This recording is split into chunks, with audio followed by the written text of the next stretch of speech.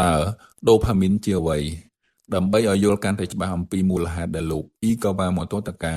និងអ្នកញៀនល្បែងផ្សេងទៀតមិនអាចដកខ្លួនរួចយើងត្រូវពិនិត្យទៅលើយន្តការជីវសាស្ត្រនៃខួរក្បាលការយល់ដឹងអំពីប្រព័ន្ធដូផាមីននិងការព្យាបាលហេតុអ្វីអ្នកញៀនល្បែងមិនអាចគ្រប់គ្រងខ្លួនឯងបានលោកត្រូវបានតុលាការកាត់ទោសឲ្យជាប់ពន្ធនាគាររយៈពេល4ឆ្នាំពីឆ្នាំ2013ដល់ឆ្នាំ2017មុនពេលចូលពន្ធនាគារលោកត្រូវបានគ្រួសារស្នើឲ្យគ្រូពេទ្យផ្នែកចិត្តសាស្ត្រពិនិត្យនិងរកឃើញថាខួរក្បាលរបស់លោកដំណើរការខុសប្រក្រតីគ្រូពេទ្យបានសន្និដ្ឋានថាលោកមិនមែនជាមនុស្សអាក្រក់ដែលចង់លួចលុយក្រុមហ៊ុនដោយចេតនាតាំងពីដំបូងឡើយប៉ុន្តែគាត់គឺជាអ្នកជំងឺដែលញៀននឹងខួរក្បាលដូផាមីនបានគ្រប់គ្រងប្រព័ន្ធសម្រេចចិត្តរបស់គាត់ស្ទើរតែទាំងស្រុងដែលធ្វើឲ្យគាត់បាត់បង់ម្ចាស់ការលើខ្លួនឯងតើដូផាមីនជាអ្វីដើម្បីឲ្យយល់កាន់តែច្បាស់អំពីមូលហេតុដែលលោកអ៊ីកាវ៉ាម៉ូតូតាកានិងអ្នកញៀនល្បែងផ្សេងទៀតមិនអាចដកខ្លួនរួចយើងត្រូវពិនិត្យទៅលើយន្តការជីវសាស្ត្រនៃខួរក្បាល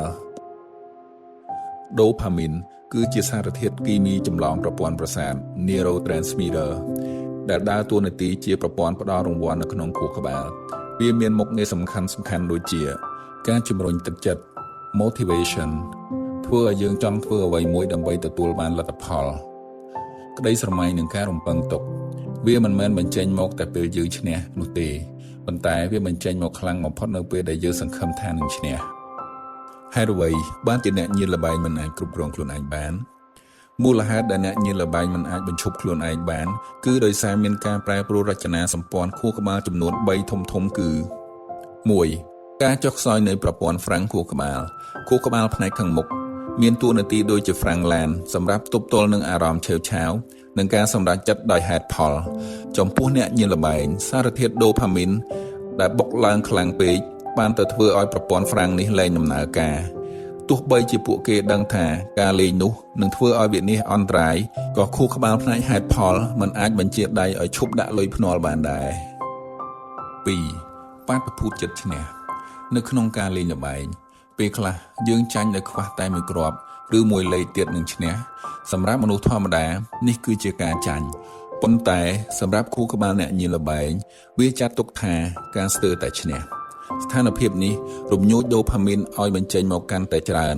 ធ្វើឲ្យពួកគេមានអារម្មណ៍រំភើបខ្លាំងជាងពេលឈ្នះទៅទៀតដែលជំរុញឲ្យពួកគេបន្តលេងមិនឈប់ 3. ភាពស៊ាំនឹងរង្វាន់នៅពេលដែលខួរក្បាលទទួលការវាយលុកពីដូផាមីនកម្រិតខ្ពស់យូរទៅគ្រឿងទទួលសញ្ញា receptors ចាប់ផ្ដើមចុះខ្សោយជាលទ្ធផលពួកគេលែងមានអារម្មណ៍សប្បាយរីករាយរឿងធម្មតាក្នុងជីវិតដូចជាការញ៉ាំអាហារឆ្ងាញ់ការដើរលេងនិងការរួមភេទទៀតហើយពួកគេត្រូវការភ្នាល់ដែលធំជាងមុននិងគ្រោះថ្នាក់ជាងមុនទើបអាចមានអារម្មណ៍ថាមានក្តីសុខស្មើមុនអំឡុងពេលនៅក្នុងពន្ធនាគារលោកបានស្វែងយល់អំពីយន្តការខួរក្បាលនិងបានកែប្រែខ្លួនលោកបានពន្យល់ថាការញៀនល្បែងមិនមែនគ្រាន់តែជាបញ្ហាចរិតលក្ខណៈនោះទេប៉ុន្តែវាជាការខូចខាតប្រព័ន្ធអរម៉ូនដូផាមីនទាំងមូល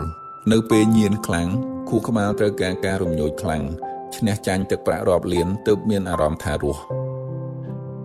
ក្រោយចេញពីគុកលោកបានសរសេរសៀវភៅមួយក្បាលដែលមានចំណងជើងថារលាយ Melted The $100 million Casino Gamble Experiences ដែលមានន័យថាបទពិសោធន៍ល្បែងក្នុងកាស៊ីណូជាង$100 លាននៅក្នុងសៀវភៅលោកបានលាតត្រដាងពីភាពខ្មៅងងឹតនៃពិភពកាស៊ីណូនិងអារម្មណ៍ដែលពិភពលោកទាំងមូលរលាយបាត់ពីមុខនៅពេលដែលភ្នាល់ចាញ់